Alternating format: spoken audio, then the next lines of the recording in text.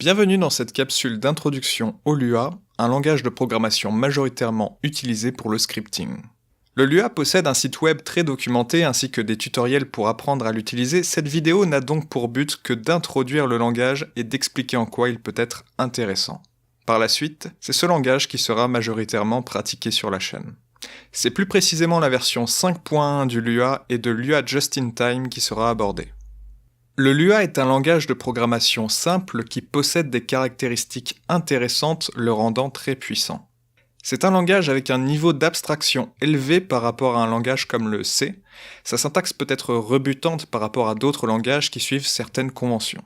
Très simple, probablement un bon choix pour apprendre à programmer, il est tout aussi intéressant pour un utilisateur avancé grâce à Lua Just-in-Time. Une implémentation de Lua 5.1 qui rajoute certaines fonctionnalités enrichissant encore plus le langage pour des performances élevées. Voici quelques exemples de fonctionnalités intéressantes du Lua.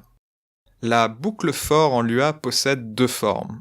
La première permet d'effectuer une itération d'une valeur à une autre avec un incrément précis. C'est la forme qu'on peut retrouver en algorithmique. Contrairement au C, cette boucle représente vraiment le concept algorithmique. En C ou en JavaScript par exemple, la boucle for fonctionne sur un principe de trois expressions, l'initialisation, la condition et l'itération.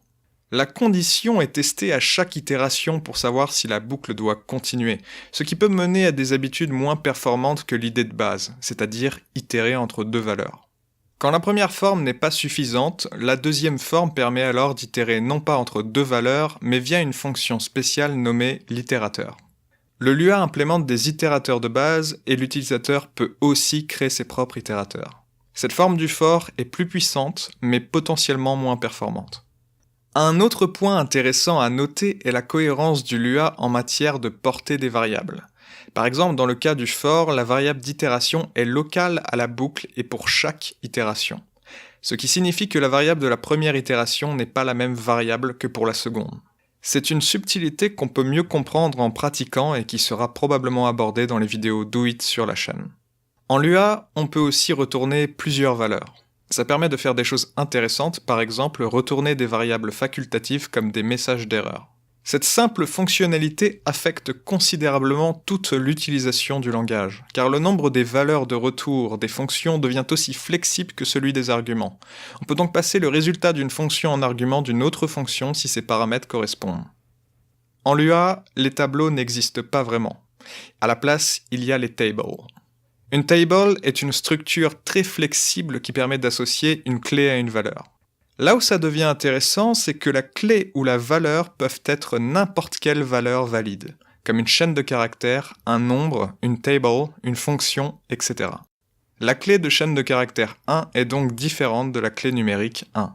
Ces tables peuvent être utilisées comme des tableaux si on utilise des clés numériques séquentielles commençant à 1. L'un des reproches qu'on peut lire envers le Lua, c'est donc d'avoir des tableaux qui commencent à 1 et pas à 0. En réalité, la convention du 0 vient très probablement de la manière dont les tableaux fonctionnent en C, avec des décalages d'adresse. Le premier élément étant l'adresse du pointeur, le décalage 0.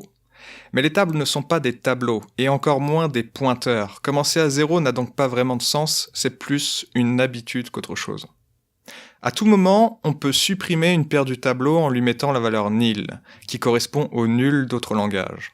Un tableau ne peut donc pas contenir des valeurs nil, ou du moins tout est considéré à la valeur nil avant d'être autre chose. Les tables ont un concept encore plus sophistiqué, les metatables et les métaméthodes. Une table spéciale, la metatable, peut être assignée à une autre table, définissant des fonctions spéciales, les métaméthodes, qui modifient le comportement de la table d'origine. Grâce à ça, le Lua permet d'implémenter des opérateurs et même faire de l'orienté objet. C'est probablement l'une des fonctionnalités les plus puissantes du langage. Ce sujet sera probablement abordé par la pratique dans d'autres vidéos ou live. Le Lua permet aussi de faire des choses très utiles comme modifier l'environnement d'une fonction, c'est-à-dire les variables globales, ou d'appeler des fonctions de manière protégée afin d'en capturer les erreurs. On trouve aussi le concept de coroutine, une fonction spéciale dont l'exécution peut être mise en pause par elle-même et reprise par l'extérieur. Ça permet entre autres de réaliser des opérations asynchrones de manière plus propre que dans un langage sans coroutine. Grâce à Lua Just in Time, en plus de compiler le Lua pendant son exécution, ce qui le rend très performant, des fonctionnalités plus avancées sont disponibles comme le FFI. On peut par exemple faire des appels à des fonctions C depuis le Lua, pour un coût probablement similaire à un appel qui serait directement fait en C via un pointeur de fonction. On peut utiliser des structures du C directement en Lua et ainsi développer des applications très performantes tout en étant à un haut niveau d'abstraction. De mon point de vue, c'est ce qui rend le Lua via Lua Just in Time excellent, c'est flexible et performant, et ça permet d'aller plus vers les entrailles de la machine si nécessaire. Autrement dit, connaître le Lua permet de faire des scripts, tout comme réaliser des projets de grande envergure, où les besoins de performance peuvent être critiques, comme un jeu vidéo par exemple. Et ça tombe bien parce que c'est le but principal de la chaîne. Le Lua sera donc probablement le langage majoritairement utilisé dans les prochaines vidéos ou live, afin d'apprendre à développer des programmes et particulièrement des jeux, avec peut-être occasionnellement du C ou du C++ qui du coup s'interface plutôt bien avec. Voilà, le lien vers le site officiel du Lua qui contient de la documentation et des tutoriels est dans la description. Vous pouvez également trouver des tutoriels en français sur le web. Le Lua étant très utilisé pour scripter dans les jeux vidéo, vous pouvez même l'apprendre plus ludiquement via le modding de jeux comme Garry's Mod ou Factorio. A bientôt.